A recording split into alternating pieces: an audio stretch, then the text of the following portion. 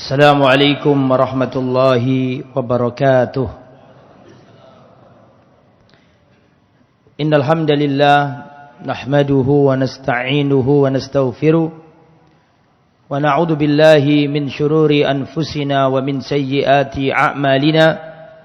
Man yahdihillahu fala mudilla lahu wa man yudlil fala hadiya lahu.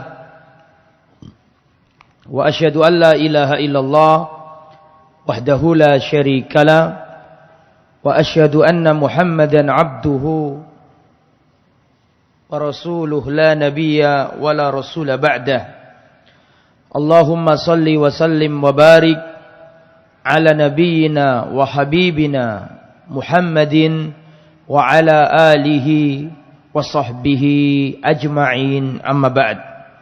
Ikhwatal iman rahimani wa rahimakumullah. Alhamdulillah, puji syukur kita panjatkan kehadirat Allah yang memberi kemudahan bagi kita sehingga kita bisa bertemu kembali di Masjid Namira Lamongan yang kita cintai ini.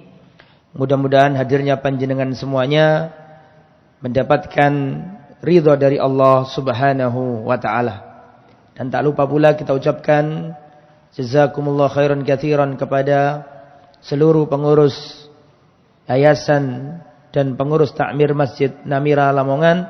Semoga apa yang sudah diupayakan demi makmurnya masjid ini dicatat oleh Allah sebagai pemberat timbangan amal kebaikan di akhirat kelak. Ikhwatal iman rahimani wa rahimakumullah. Pada kesempatan yang baik ini kita masih akan mempelajari sirah sahabat Muhammad sallallahu alaihi wasallam. Mengapa kita harus belajar sirah? Karena kepada mereka kita harus mencari keteladanan. Allah Subhanahu wa taala berfirman dalam surat At-Taubah ayat yang ke-100, "Was-sabiqunal awwalun minal muhajirin wal ansar walladzina ittaba'uuhum bi ihsan radhiyallahu anhum wa radu an." Dan orang-orang yang terdahulu, yang pertama kali masuk Islam dari kalangan muhajirin dan ansar dan orang-orang yang mengikuti mereka dengan baik, radhiyallahu anhum wa radu'an, Allah ridha kepada mereka. Maka kalau ingin diridhai Allah, maka kita harus mengikuti generasi pertama umat Islam, yaitu para sahabatnya Nabi Muhammad sallallahu alaihi wasallam. Allah Subhanahu wa taala juga berfirman dalam surat Ali Imran ayat 110, "Kuntum khaira ummatin ukhrijat linnas." Kalian adalah umat terbaik, manusia terbaik yang pernah Allah keluarkan di muka bumi ini. Allah keluarkan untuk umat manusia ini. Ketika turun ayat ini, Allah mengatakan kalian. Ayat ini turun ke Nabi Muhammad. Allah memakai lafaz kalian. Kalian ketika turunnya ayat ini, siapa pada waktu itu? Rasul dan para sahabat. Kalian adalah umat terbaik. Para sahabat masuk ke ayat ini pertama kali sebelum umat Islam yang lainnya. Maka dari itu kita harus meneladani para sahabat. Rasulullah sallallahu alaihi wasallam pernah bersabda, "Wa man ya'ish minkum ba'di fasayara ikhtilafan katsira." Barang siapa hidup sepeninggalku nanti, maka dia akan melihat perpecahan yang sangat banyak. Dia akan melihat persengketaan, perselisihan yang banyak. Kemudian Nabi mengatakan kalau masa itu tiba, ya kalau aku mati nanti, kalian akan menjumpai manusia akan berbeda-beda, berselisih. Kalau sudah tiba masa itu, kata Nabi, "Alaikum bisunnati." Pegang teguhlah ajaranku. Wa sunnatil khulafa'ir rasyidin. Dan pegang teguhlah ajaran para sahabatku, khulafa'ur rasyidin. "Adzu 'alaiha." Gigitlah ia. Nabi tidak mengatakan gigitlah keduanya. Tadi Nabi kan mengatakan, jika aku mati nanti, sepeninggalku nanti kalian akan melihat perpecahan yang banyak, perselisihan yang banyak. Kalau sudah tiba masa itu, kata Nabi, pegang teguhlah ajaranku dan ajaran para sahabatku. Setelah itu Nabi mengatakan, "Adzu 'alaiha," gigitlah iya. Nabi enggak mengatakan gigitlah keduanya. Paham maksud saya? Mengapa? Karena sunnah Nabi dan sunnah sahabat itu sesuatu yang satu, enggak bisa dipisahkan. Kita enggak paham sunnah Nabi kalau enggak kita pahami dengan sunnahnya para sahabat Muhammad sallallahu alaihi wasallam. Insyaallah sahabat yang kita pelajari kali ini, sahabat Nabi yang mulia, yang bernama Ja'far bin Abi Thalib radhiyallahu anhu. Ja'far bin Abi Thalib. Siapakah Ja'far bin Abi Thalib itu? Nasabnya adalah Ja'far bin Abu Thalib bin Abdul Muttalib bin Hashim bin Abdi Manaf. Nasabnya ketemu sama Nabi Muhammad sallallahu alaihi wasallam bin Abdullah bin Abdul Muttalib. Jadi nasab Nabi ketemu dengan nasabnya siapa tadi? Ja'far bin Abi Thalib, ketemu pada kakek. Siapa namanya? Abdul Muttalib. Berarti Ja'far bin Abu Thalib ini apanya Nabi? Sepupunya Nabi. Ja'far bin Abi Thalib ini saudaranya Ali bin Abi Thalib. Paham? Anaknya Abu Thalib. Abu Thalib itu pamannya Nabi. Berarti Ja'far bin Abu Thalib adalah misanannya Nabi, sepupunya Nabi. Ibnu Ammi Rasulillah, beliau adalah misanan atau sepupunya Rasulullah. Kunianya Abu Abdillah, bapaknya Abdullah. Mengapa? Karena punya anak laki-laki pertama namanya Abdullah. Sehingga julukannya, mohon maaf, kunianya adalah Abu Abdillah, Pakne Abdullah. Julukannya Dzul Janahaini, pemilik dua sayap. Yang julukannya Ja'far itu, Ja'far bin Abi Thalib yang memiliki dua sayap. Mengapa kok memiliki dua sayap? Karena beliau nanti akan saya jelaskan, gugur dalam perang Mu'tah. Dalam perang Mu'tah itu kedua lengannya hilang, ditebas orang kafir. Terus Nabi mengatakan Allah mengganti kedua tangannya Ja'far dengan sayap. Dan aku melihat bahwa Ja'far itu terbang di surga ke sana kemari. Diganti oleh Allah dua sayap. Kemudian Abul Masakin, julukannya yang lain Abul Masakin, bapaknya orang-orang miskin. Dermawan, ahli sedekah, mencintai orang-orang miskin. Dan memang kita ini dianjurkan untuk mencintai orang-orang miskin. Di antara wasiatnya Rasulullah adalah hubbil masakin. Kita diperintahkan untuk mencintai orang-orang miskin. Dan Rasulullah pernah berdoa, yang doa ini enggak mungkin sampai mau doa dengan doa ini. Rasulullah pernah berdoa, dan kira-kira sampean enggak mau doa ini. Rasulullah pernah berdoa, Allahumma ahyini miskinan, wa amitni miskinan, waqsurni ma'a zumratil masakin. Ya Allah, hidupkan aku sebagai orang miskin. Matikan aku, ya Allah, sebagai orang miskin. Dan kumpulkan aku, ya Allah, pada hari kiamat bersama orang-orang miskin. Monggo diamalkan doa ini. Mau ndak? Nah ini Ja'far ini orangnya penyayang kepada fakir miskin. Makanya dijuluki Abul Masakin, bapaknya orang-orang miskin. Akhu Amiril Mukminin Ali bin Abi Thalib. Ja'far ini saudaranya Khalifah Ali bin Abi Thalib. Lah, apa saja keutamaannya Ja'far bin Abu Thalib ini? Yang pertama, annahu kana radhiyallahu anhu man min asyaddin nasi syabahan bi Rasulillah fi khalqihi wa khuluqihi. Ja'far bin Abi Thalib ini orang yang paling mirip Nabi, akhlaknya dan wajahnya. Jadi kalau sampean ditanya siapakah sahabat Nabi yang perawakannya, fisiknya, wajahnya plus akhlaknya mirip Nabi, jawabannya siapa? Ja'far bin Abi Thalib. Kalau punya anak kasih nama Ja'far. Ya, tapi nggak usah bin Abi Thalib. Ya, itu bin kamu. Ya, kalau namanya sampean Bejo, ya Ja'far bin Bejo. Gitu. Kasih nama anak kita Ja'far. Seorang yang wajah dan perangainya, akhlaknya, perawakannya mirip Rasulullah Shallallahu Alaihi Wasallam. Yang ngomong mirip ini siapa? Rasulullah sendiri. Saya bacakan hadisnya. Hadis sahih riwayat Bukhari. Sepakat sahih. Yaqulu li Ja'far bin Abi Thalib, Rasulullah pernah berkata kepada Ja'far, asbahta khalqi wa khuluqi.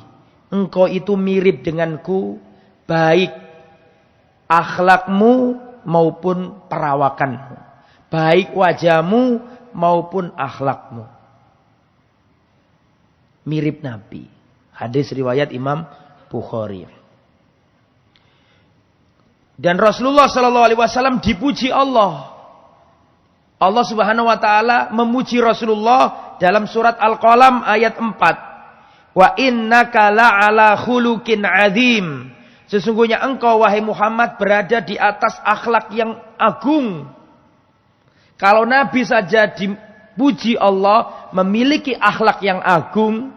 Dan Nabi mengatakan Ja'far mirip aku dalam akhlak. Berarti akhlaknya Ja'far agung apa enggak?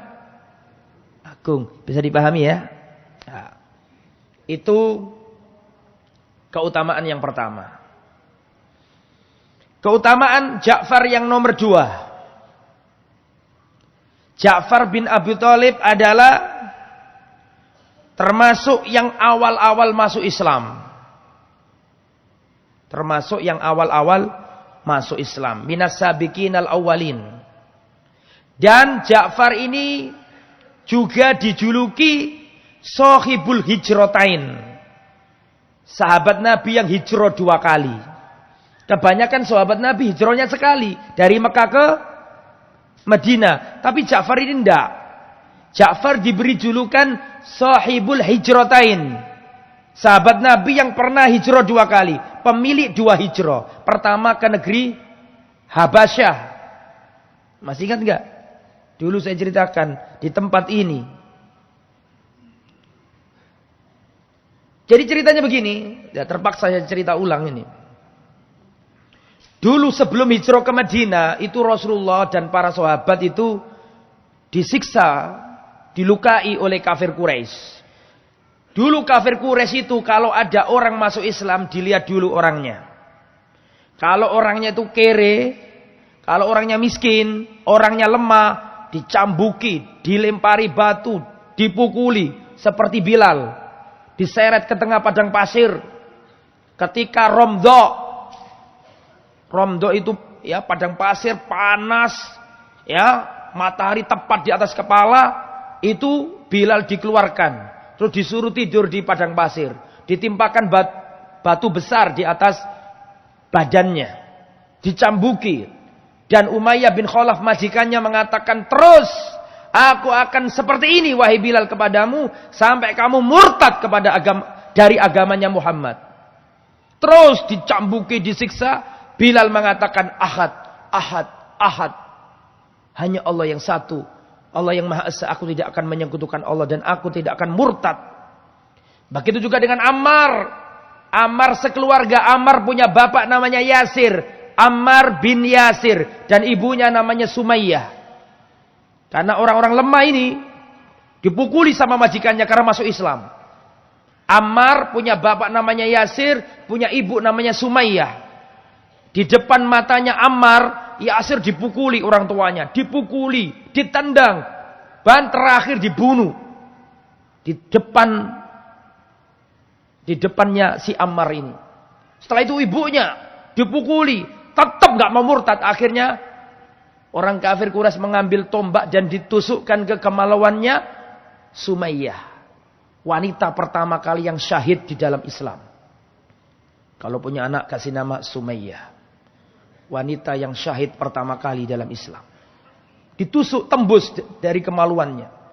Ammar bin Yasir nih melihat bapaknya dibunuh. Melihat ibunya disiksa dibunuh. Terus sekarang dia. Dibunuh, dipukuli. Ya, maksud saya dipukuli, dicambuki. Sampai akhirnya nggak kuat. Ammar ini nggak kuat. Terus Ammar ini terpaksa mengeluarkan kalimat kufur. Terpaksa mengeluarkan kalimat kemurtadan. Setelah itu baru dilepaskan. Setelah itu datanglah Ammar ke Rasulullah sambil nangis. Ya Rasulullah, aku tidak kuat dengan siksaan mereka membunuh ayahku, ibuku. Lalu mereka menyiksa aku dengan siksaan yang aku tidak kuat mengalaminya ya Rasulullah. Sehingga terpaksa aku mengeluarkan kata-kata kekufuran. Langsung turun ayat dari langit. Orang yang terpaksa, dilukai, disiksa. Wa qalbuhu mutmainnun bil iman. Sedangkan hatinya tetap dalam keimanan. Allah ampuni dan Allah maafkan. Setelah itu Rasulullah mikir dan dapat perintah dari Allah. Para sahabat disuruh hijrah. Hijrah pertama bukan ke Madinah. Hijrah pertama kemana? Ke Habasyah. Habasyah itu mana? Pulang ke rumah buka peta. Ya, Habasyah itu kalau sekarang kurang lebih Ethiopia. Negeri Afrika. Orangnya keriting-keriting, hitam-hitam. Rasulullah mengatakan berangkatlah kalian hijrah ke negeri Habasyah. Di sana ada seorang raja yang tidak membiarkan kedoliman ada di dalam kerajaannya. Namanya raja itu, gelarnya Najasyi, nama aslinya Ashama bin Abjar. Berangkatlah ke sana.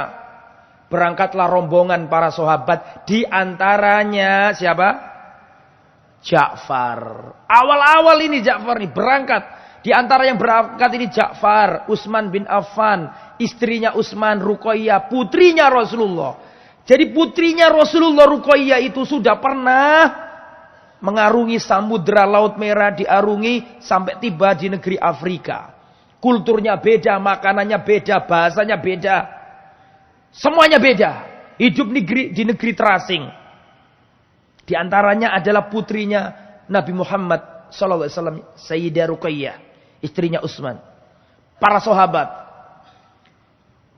Apakah kafir Quraisy membiarkan itu terjadi? La. Ketika berangkat beberapa orang ke negeri Habasyah, kafir Quraisy mengutus 2 orang. Diplomat, pelobi, negosiator. 2 orang kafir pada waktu itu.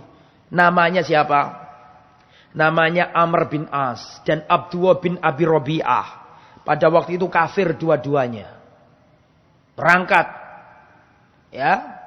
Dan itu para sahabat Nabi diterima dengan baik. Oleh siapa? Habasyah. Oleh siapa? Najasyi. Nama aslinya Ashama bin Abjar. Najasyi ini agamanya Kristen. Agamanya Nasrani.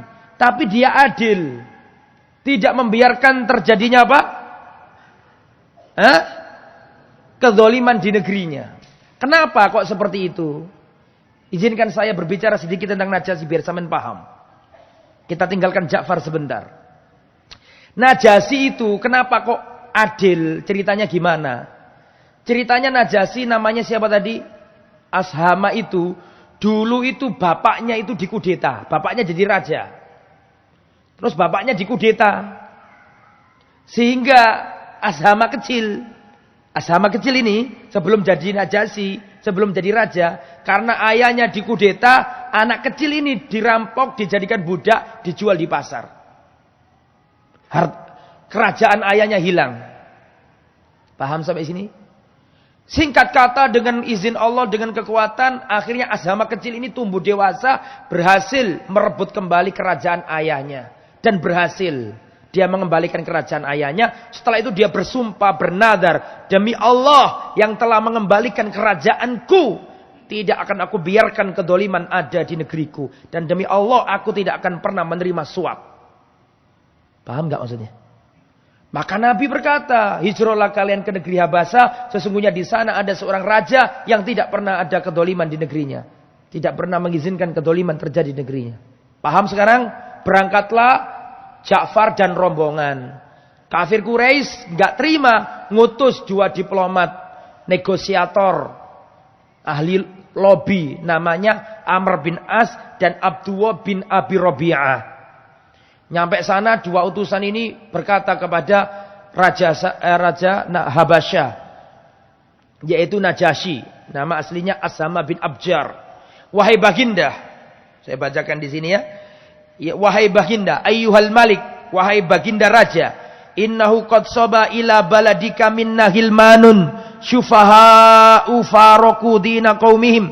Telah datang kepadamu orang-orang murtad dari agama kami, orang-orang bodoh, yang mana mereka meninggalkan agama kami, datang ke negerimu, tapi mereka enggak mau memeluk agamamu. Paham? Paham? Maka izinkan kami untuk mengambil lagi orang-orang ini, dan tolong jangan dikasih suaka orang-orang ini. Tolak dan kembalikan supaya mereka kembali ke Mekah. Dan ini kami berikan hadiah kepada Anda. Ini adalah hadiah dari bangsa kami, bangsa Quraisy. Dikasih emas, kasih sutra, kasih perak zaman dulu. Kan orang kalau datang ke raja harus ngasih hadiah. Maka ketika mendengarkan ucapannya Amr bin As, Najasyi dikatakan fakhodiban Najasyi, marah Najasyi ini. Dan Najasyi mengatakan, wallahi idzan la uslimuhum ilaihima, demi Allah aku tidak akan menyerahkan tamuku kepada kalian berdua. Ya, dan saya tidak akan pernah melukai tamuku sampai aku tanyai dulu mereka, benar enggak kalian omongkan ini? Jangan-jangan kalian berdua yang dolim. Maka dipanggillah Ja'far sebagai juru bicara, sebagai jubir. Jubirnya siapa? Jubirnya rombongan kaum muslimin yang hijrah ke negeri Habasyah. Maka berkatalah Raja Najasyi, wahai Ja'far, tolong ceritakan kepadaku tentang kalian ini siapa. Saya mendengar dari Amr bin As, dari Abdullah bin Abi Rabi'ah, kalian ini telah mencela sesembahan mereka. Kalian gak mengikuti agama mereka. Kalian telah murtad dari agama mereka. Kalian pergi ke negeriku tapi gak mau masuk agamaku. Kamu meninggalkan agamamu yang lama, datang ke sini tapi nggak ikut agamaku. Kamu menjelek-jelekkan dan mengatakan kesesatan sesembahan-sesembahan bangsamu sendiri. Apakah benar itu? Gimana responmu? Dijawab sama Ja'far. Ini menunjukkan kehebatannya Ja'far. Kalau nggak hebat nggak mungkin dipilih di situ. Betul toh? Ja'far berkata, ayyuhal malik, wahai baginda raja, kunna qauman ahla jahiliyah. Kami adalah kaum jahiliyah. Na'budul asnam. Kami menyembah berhala. Wa na'kulul maita. Kami makan bangkai. Wa na'til fawahisha. Dan kami berbuat keji, berzina. Wa naqta'ul arham. Kami memutus tali silaturahim. Wa nusi'ul jiwar. Kami jelek dengan tetangga kami. Ya'kulul qawiyyu minadh dha'if. Orang yang kuat memakan orang yang lemah. Dulu kami memutus silaturahim. Dulu kami berdusta. Dulu kami ngubur hidup anak-anak kami. Semua kejelekan jahiliyah disebutkan di situ.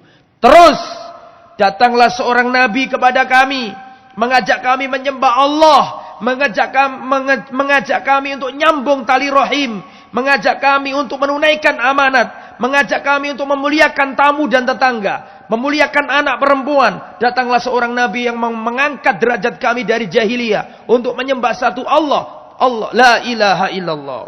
Didengarkan sama Najasyi dari A sampai Z. Omongannya Ja'far tidak diputus. Panjang ini saya simpulkan dari omongan yang panjang ini. Nabi ini datang membawa hal-hal yang halal, maka kami ikut menghalalkannya. Nabi ini mengharamkan yang haram, maka kami ikut mengharamkannya. Nabi ini menyuruh kami meninggalkan patung-patung, maka kami meninggalkan patung-patung. Nabi ini menyuruh kami berkata jujur, kami berkata jujur. Nabi ini menyuruh kami untuk nyambung silaturahim, maka kami tak nyambung tali silaturahim. Itulah yang diajarkan Nabi kami, wahai baginda. Setelah itu kata Najasyi, Hal ma'aka mimma ja'a bihi 'anillah min syai'? Apakah bersamamu sesuatu yang diturunkan Allah kepada nabimu itu? Paham enggak maksudnya? Apakah kamu menghafal salah satu wahyu yang diturunkan Allah kepada nabimu itu? Dijawab sama Ja'far, iya. Aku memiliki beberapa hal wahyu yang diturunkan Allah kepada nabiku itu. Baca. Maka dibaca oleh siapa? Ja'far. Jadi pengen tahu, apa sih wahyu yang diturunkan Tuhanmu kepada nabimu itu? Aku pengen dengarkan, bener enggak itu wahyu? Jangan-jangan wangsit dari dukun. Ya, gampangannya gitu. Coba baca. Mana surat yang diturunkan kepada nabimu itu? Hebatnya Ja'far membaca ayat yang pas. Yang dibaca surat apa? Surat Maryam. Nah, kita tahu surat Maryam kan ada kisahnya Yesus sama Maryam. Kapan Nabi Isa dilahirkan? Paham maksudnya kan? Ketika Maryam sudah hampir lahiran, maka Maryam menjauh. Ya, kaf ha ya ain shad. Dzikru rahmati rabbika 'abdahu Zakaria idz nada rabbahu nidaan khafiyya. Qala rabbi inni wahanal 'azmu minni wasta'ala ar-ra'su syaiba. Terus, dan nanti akan ketemu ceritanya Nabi Isa dengan siapa? Maryam. Sedangkan mereka kan agamanya apa tadi? Nasrani, cocok. Diterangkan bahwa Maryam itu ketika sudah sakit keras hampir melahirkan, mencari tempat yang jauh, berada di pohon kurma. Betul apa enggak? Berada di pohon kurma. Di saat sudah mulai sakit, Allah katakan, wahai Maryam, goyangkanlah apa? Pangkal pohon kurma. Akan turun kepadamu pohon kurma yang matang. Betul apa enggak? Coba saya mau tanya antum. Kira-kira bisa enggak orang hamil, perempuan, ya karena perempuan enggak ada laki-laki yang enggak hamil. Perempuan hamil hampir melahirkan disuruh menggerakkan batang kurma. Sampean tahu enggak batang kurma? Itu Allah ngajari kita bahwa emas itu enggak mungkin turun dari langit. Harus ada usaha. Paham enggak maksud saya? Logikanya perempuan hamil suruh giok apa jenenge? Apa bahasa Lamongan ini? Ya situlah. Suruh menggoyangkan apa? Kurma. Karena Allah itu nyuruh dia usaha dulu. Kan gitu kan? Terus turun kurma. Makanya pendapat yang roje nggak mungkin Nabi Isa lahir bulan Desember tanggal 25. Nggak mungkin. Nabi Isa lahir di Palestina. Saya ke Palestina 2 kali. Kalau Desember itu musim dingin. Palestina 3 kali bukan 2 kali. Dingin, musim dingin itu nggak mungkin ada kurma berbuah. Kebetulan saya ke sana pas Desember. Dan Desember selalu musim dingin. Bahkan Januari turun salju. Apakah mungkin kurma itu berbuah pada musim dingin? Tidak mungkin. Kurma itu matangnya kalau musim panas. Kena angin yang panas padang pasir. Semakin panas, semakin enak kurma itu. Itu dalil bahwa Nabi Isa nggak mungkin lahir pada bulan Desember. Dan itu banyak sarjana-sarjana Nasrani sendiri yang mengakui bahwa keterangan itu tidak valid. Yang mengatakan Nabi Isa lahir tanggal berapa? 25 Desember. Kenapa kok lari ke situ tadi? Intinya setelah mendengarkan surat Maryam ini dibaca dengan baik oleh Ja'far. Kaf ha ya ain shad. Dzikru rahmati rabbika 'abdahu Zakaria. Kemudian idnada rabbahu nidaan khafiyya. Qala rabbi inni wahanal 'azmu minni wasta'ala ar-ra'su syaiba. Terus dibaca. Ketika mendengarkan apa yang dibaca oleh siapa? Oleh Ja'far ini tiba-tiba Najasyi nangis. Dan para uskup-uskup pun ikut nangis.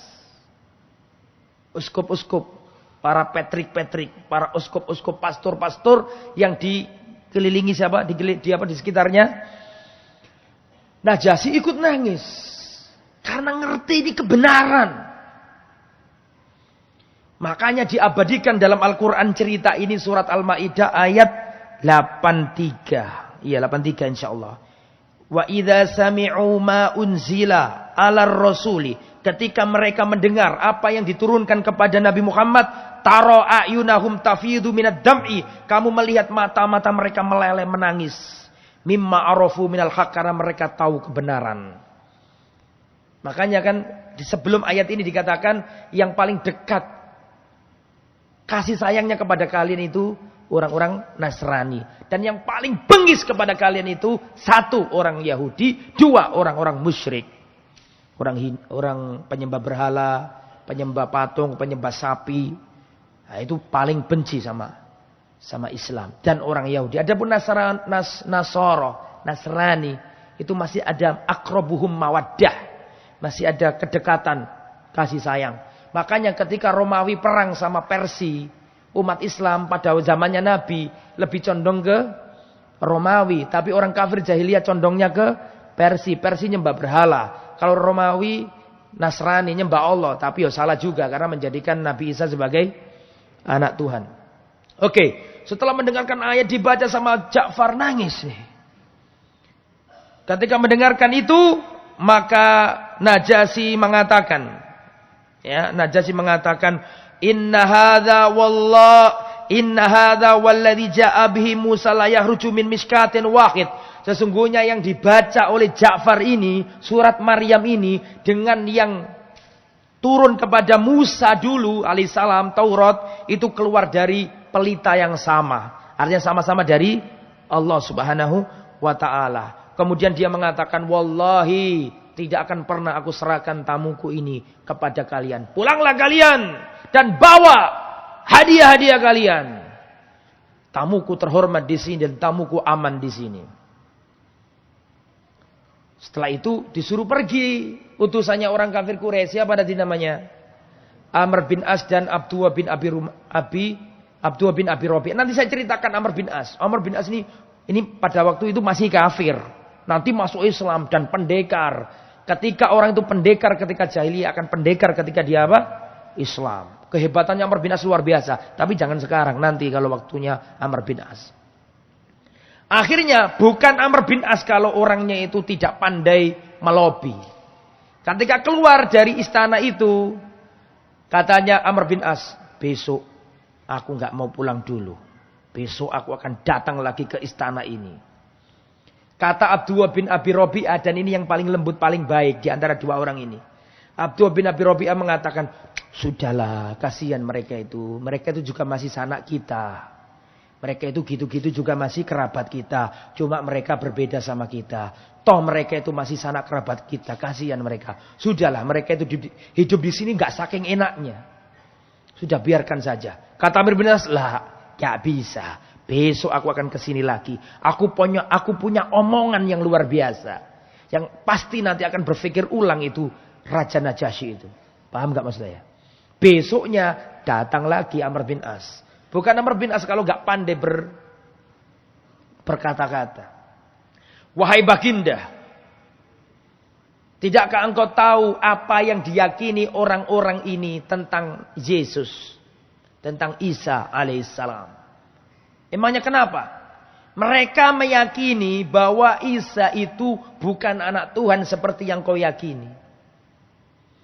Mereka itu menganggap bahwa Nabi Isa itu hanya hamba. Bukan Tuhan. Nabi Isa Yesus adalah Nabi. Itu berbeda dengan keyakinan Anda. Akhirnya Raja Najasyi panggil lagi Ja'far, suruh sini. Ja'far dipanggil lagi. Dikatai sama siapa tadi? Raja Najasyi. Wahai Ja'far, apa pendapatmu tentang Yesus, tentang Isa bin Maryam? Bagaimana pendapatmu tentang Yesus putra Maryam? Dijawab sama siapa? Ja'far. Naqulu fihi alladzi ja'a bihi nabiyuna. Kita berkata tentang Isa, tentang Yesus sebagaimana yang diajarkan nabi kami kepada kami. Huwa Abdullah, dia adalah hamba Allah. Wa rasuluhu, dan rasul Allah. Wa ruhuhu, dan ruh dari Allah. Wa kalimatuhu, dan kalimat Allah yang disampaikan kepada Maryam, perawan suci yang lahir tanpa ada perantara bapak. Ketika dijelaskan oleh Ja'far, didengar saja oleh siapa tadi? An-Najasyi. Kemudian setelah selesai penjelasannya Ja'far, maka Najasyi memukul tangannya ke tanah. Anggaplah ini tanah ya. Dia pukul gini. Mau tak ketno kuatir jatuh itunya ya. Dipukul nih apa namanya? Tanah. Kemudian setelah itu Rajasi mengatakan, wallahi tidaklah Isa Yesus putra Maryam kecuali yang tidaklah Yesus putra Maryam kecuali sebatas yang disampaikan oleh orang ini Ja'far. Maka para uskup-uskup menunjukkan kemarahan. Maka Najasyi mengatakan, wallahi Isa itu sebatas seperti yang diomongkan orang ini. Meskipun kalian tidak setuju. Pulanglah kalian ke negeri kalian. Wallahi demi Allah tidak akan pernah saya serahkan tamuku ini di tempat ini. Fa innahum suyum. Antum suyum bi ardi. Kalian wahai sahabatnya Muhammad, kalian aman di negeriku. Tidak ada satu orang pun yang akan melukai kalian. Dan kalian berdua pulanglah. Bawa hadiah-hadiah kalian pulang. Gak berhasil Amr bin As pulang. Dan Ja'far dan rombongan masih ada di situ. Ini sudah saya ceritakan dulu di Sirah Nabawi, ya kan? Ingatlah yang ingat, lupalah yang lupa. Ini ngulangi cerita ini. Ja'far.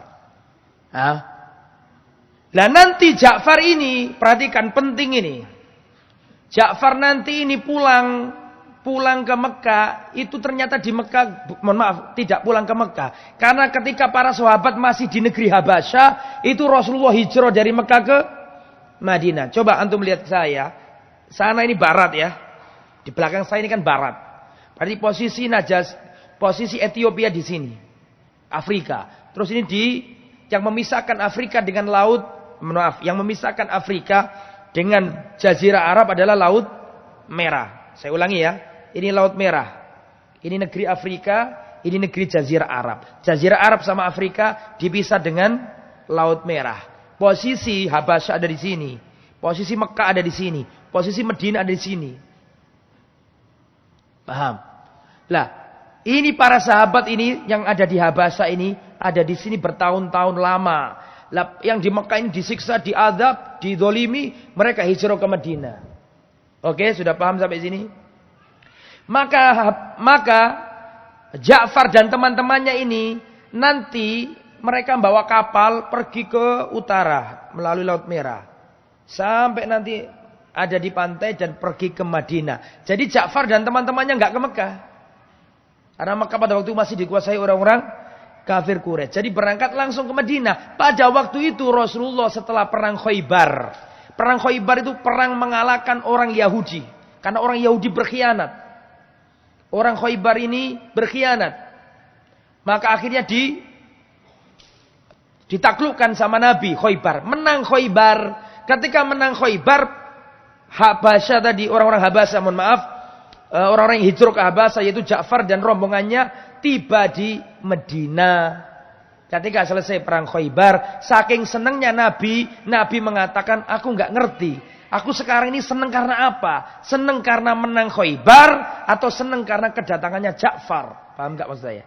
Saking senangnya Nabi sudah menang Khaybar plus rombongan dari Habasyah ini datang.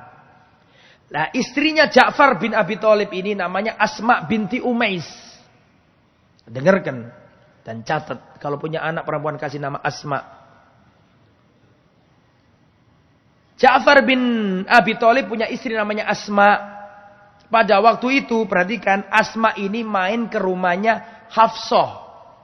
Setelah pulang dari negeri Habasyah tadi, tiba di Madinah kan? Paham sampai sini? Di Madinah, Asma, istrinya Ja'far ini masuk ke rumah Hafsah. Hafsah ini siapa? Anaknya Umar bin Khattab. Istrinya siapa? Istrinya Rasulullah, toh? Paham sampai sini? Waktu berkunjung Asma binti Umais ini di rumahnya Hafsah, datang Umar. Umar kan bapak, datang ke rumah anaknya, istrinya Nabi. Ketemu Asma. Ketemu siapa? Asma binti Umais. Ya, ketemu Asma binti Umais.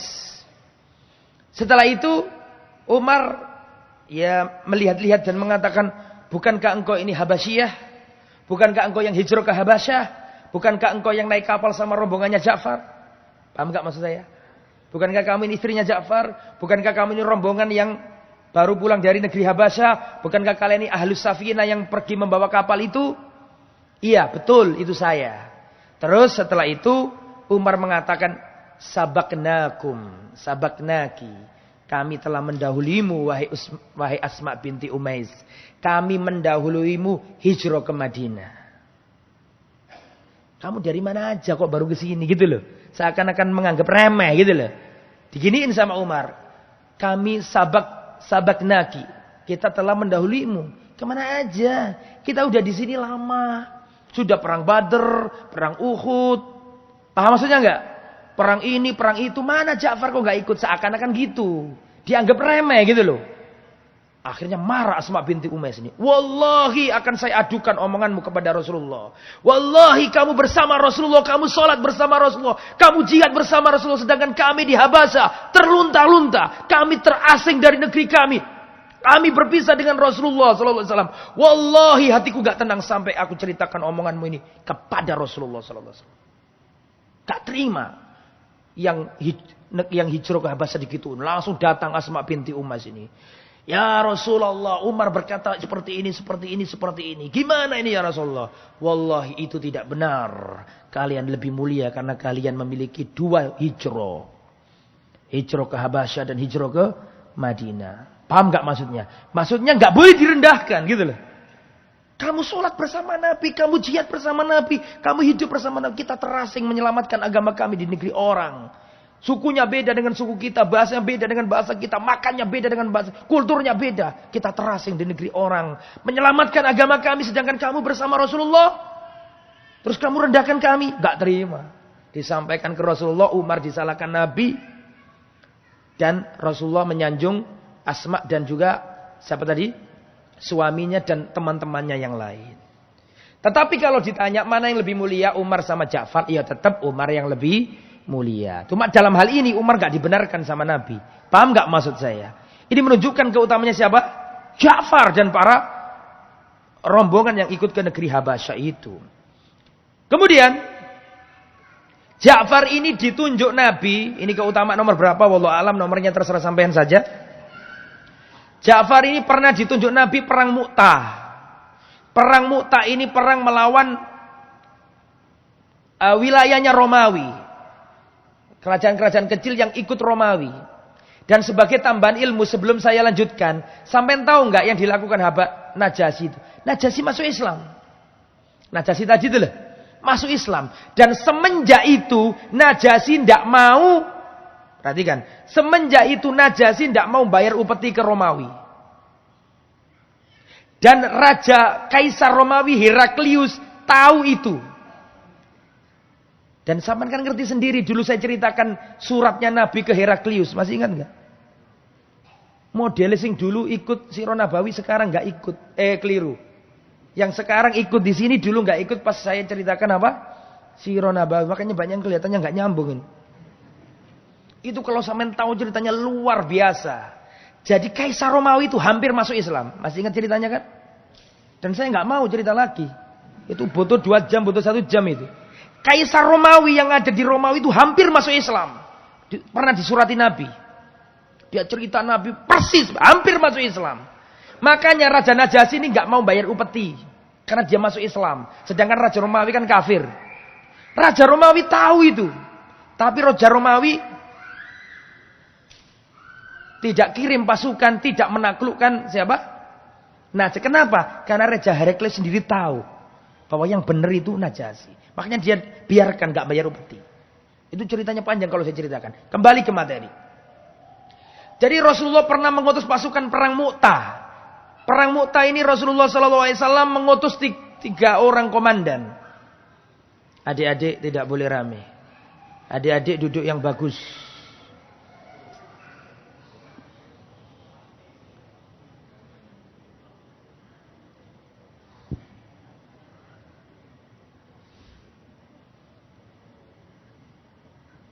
Ya, mohon maaf ustadznya rewel. Saya itu gak bisa konsentrasi gitu. Serius, gak bisa. Dan tolong dimaafkan saya. Sampai mana tadi? Sampai mana tadi? Kalau saya ngomong sampai mana tadi itu bukan berarti saya gak tahu. Tapi supaya pikiran sampean balik lagi ke saya. Sampai mana tadi? Lupa sungguhan ternyata saya. Hah? Perang Mu'tah.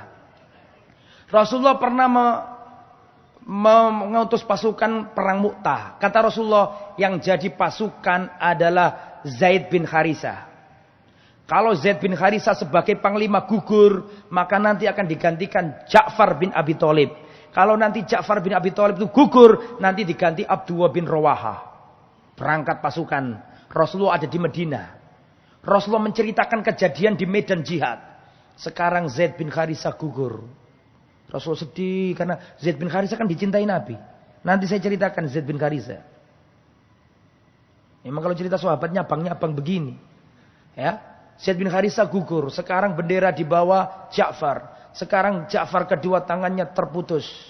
Ja'far gugur. Sekarang dibawa Abdullah bin Rawaha. Dan sekarang Abdullah bin Rawaha gugur. Itu diceritakan ke sahabat yang gak ikut jihad. Kejadian di medan jihad itu. Setelah itu kata Rasulullah, maka pedang diambil, maka bendera panji Islam dibawa pedang di antara pedang-pedang Allah yang terhunus. Siapa kemarin? Khalid. Sudah saya ceritakan ya? Sudah, Khalid bin Walid. Jadi komandan perang. Siapa namanya? Ja'far ini. Lah, terakhir kurang lebih 10 menit lah. Perhatikan. Ini penting ini karena berkaitan dengan hukum-hukumnya. Ketika Rasulullah Shallallahu Alaihi Wasallam mendengarkan kematiannya Ja'far, ini penting seputar apa yang dilakukan Nabi kalau ada orang mati. Ini penting pelajaran ini. Dan dulu sudah saya sampaikan, saya ulangi lagi. Saya mau tanya, di zaman Nabi sudah ada orang mati apa enggak? Tolong dijawab. Di zaman Rasul sudah ada orang wafat apa enggak? Sudah ada. Rasulullah sudah pernah kepaten keluarga apa enggak? Sudah. Rasulullah ditinggal wafat 2 istri tercinta. Istrinya Nabi total 11. Wafat 2 sebelum Nabi. Yang wafat duluan ini adalah Khadijah binti Khuwailid dan Zainab binti Khuzaimah. Berarti Rasulullah waktu hidup sudah pernah ditinggal wafat 2 istri. Dan Rasulullah juga pernah ditinggal anak-anak tercinta. Rasulullah punya anak 7. Yang 6 wafat sebelum Nabi. Tinggal 1 yang wafat setelah Nabi. Rasulullah punya anak 7. Ya, Qasim, Abdullah, Ibrahim, Zainab, Ruqayyah, Ummu Kulthum, Fatimah. Paham sampai sini? Rasulullah punya anak 7. Yang 6 wafat sebelum Nabi. Jadi Nabi sudah pernah kepaten istri 2, pernah kepaten anak berapa? 6. Jadi Nabi wis pernah ditinggal wafat keluarga. Jadi nek pengen nyontoh Nabi, apa yang dilakukan Nabi kalau ada orang mati, kalau keluarganya wafat, harusnya nggak ada perbedaan dalam hal ini. Karena Nabi wis nyontono. Tinggal gelem niru Nabi apa enggak? Kok ali Nabi wis pernah kepaten, Nabi pernah ditinggal mati keluargai. Jadi harusnya dalam hal ini kita nggak usah engkel-engkelan, nggak usah gontok-gontokan, ayo podo-podo niru carane Nabi. Lah bagaimana Rasulullah kalau ditinggal wafat? Salah satunya adalah riwayat ini saya ceritakan. Ketika Ja'far wafat, Nabi berkata ke para sahabat. Satu yang dilakukan Nabi. Nabi berkata kepada para sahabat, Isna'u li ali Ja'far ta'aman faqad atahum ma yushhiluhum au amrun yashghaluhum. Hei para sahabatku, buatkan makanan untuk keluarganya Ja'far yang ditinggal mati oleh Ja'far. Faqad atahum ma yushhiluhum, karena telah datang kepada mereka perkara yang akan menyibukkan mereka. Orang kalau ditinggal wafat sibuk enggak? Sibuk. Ada yang ngurus ini, ngurus itu. Makanya wahai para sahabatku, buatkan makanan untuk keluarganya Ja'far yang ditinggal mati Ja'far. Kesimpulan yang pertama, yang disuruh Nabi membuat makanan siapa? Keluarga si mayit ataukah orang-orang di sekitarnya, keluarga tetangga-tetangganya? Ya, enggak usah dijawab, pikiran dewe. Itu yang pertama. Setelah itu Rasulullah Shallallahu Alaihi Wasallam keluar menuju rumahnya Ja'far. Itu yang pertama ya, catat, kasih poin. Yang kedua, Rasulullah datang ke rumahnya Ja'far. Ternyata di situ orang-orang nangisi Ja'far. Nangisi Ja'far. Maka Rasulullah berkata, Rasulullah sallallahu alaihi wasallam bersabda, "La tabku ala akhi ba'dal yaum." Setelah 3 hari Rasulullah datang ke rumahnya Ja'far, orang-orang masih nangis di rumahnya Ja'far, istrinya, kerabatnya nangis. Maka Rasulullah berkata, "La tabku ala akhi ba'dal yaum." Jangan kau tangisi lagi saudaraku setelah hari ini. Jangan tangisi lagi. Berarti nomor 2 yang dilakukan Nabi adalah mendatangi rumah duka, bertakziah dan menghibur. Paham? Bisa dipahami? Jawablah pertanyaanku. Bisa dipahami? Jadi yang nomor 2 yang dilakukan Nabi, datang ke rumah duka, bertakziah, menghibur keluarga mayit. Yang nomor 3 yang dilakukan Nabi apa? Nabi memanggil kedua anaknya Ja'far. Mana anaknya Ja'far? Mana kedua anak saudaraku? Mana ponakanku? Maka datanglah 2 anak yatimnya Ja'far. Anaknya Ja'far ini 2 orang. Yang pertama, yang laki-laki ya. Yang pertama namanya Muhammad bin Ja'far. Yang kedua Abdullah bin Ja'far. Jelas? Sudah datang 2 bocah kecil yatim, kasihan, ditinggal bapaknya wafat. Rasulullah berkata kepada Abdullah, nyuruh tukang pangkas. Rasulullah nyuruh tukang rambut khalak, pencukur rambut, suruh nyukur rambutnya 2 anak yatim ini. Berarti poinnya apa? Ngurus anak yatim, merawat anak yatimnya si mayit. Dicukur biar rapi. Setelah itu Rasulullah berkata kepada 2 anak ini, adapun Muhammad ini, kan Muhammad bin Ja'far sama Abdullah bin Ja'far. Muhammad bin Ja'far ini mirip pamanku. Berarti mirip siapa? Ja'far bin Abi Thalib. Muhammad ini mirip pamanku Abu Thalib. Berarti apanya anak kecil ini? Pikiranmu kurang cepat nyantole. Pegel dengan tni ya. Ja'far bin Abu Thalib. Jelas kan? Ja'far punya anak namanya Muhammad. Kata Nabi, Muhammad ini kan masih kecil ya, masih lucu. Muhammad ini mirip pamanku Abu Thalib. Berarti arek cilik mirip sapane? Mbae. Kan gitu kan? Mirip kakeknya. Adapun Abdullah ini mirip aku. Perhatikan, adapun Abdullah ini mirip aku. Berarti Abdullah mirip siapa? Mirip bapaknya. Kan gitu kan? Karena bapaknya mirip Nabi. Jelas? Nah.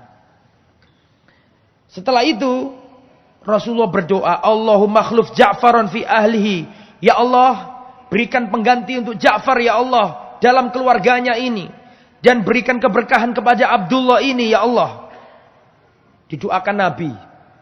Dan terbukti datang yang ngelamar Asma binti Umais. Yang ngelamar bukan orang sembarangan. Abu Bakar As-Siddiq. Jadi nanti Asma binti Umais jadi istrinya siapa? Abu Bakar As-Siddiq. Karena didoakan Nabi, ya Allah berikan pengganti untuk Ja'far ini. Dan berkailah Abdullah sang anaknya ini. Oke ya.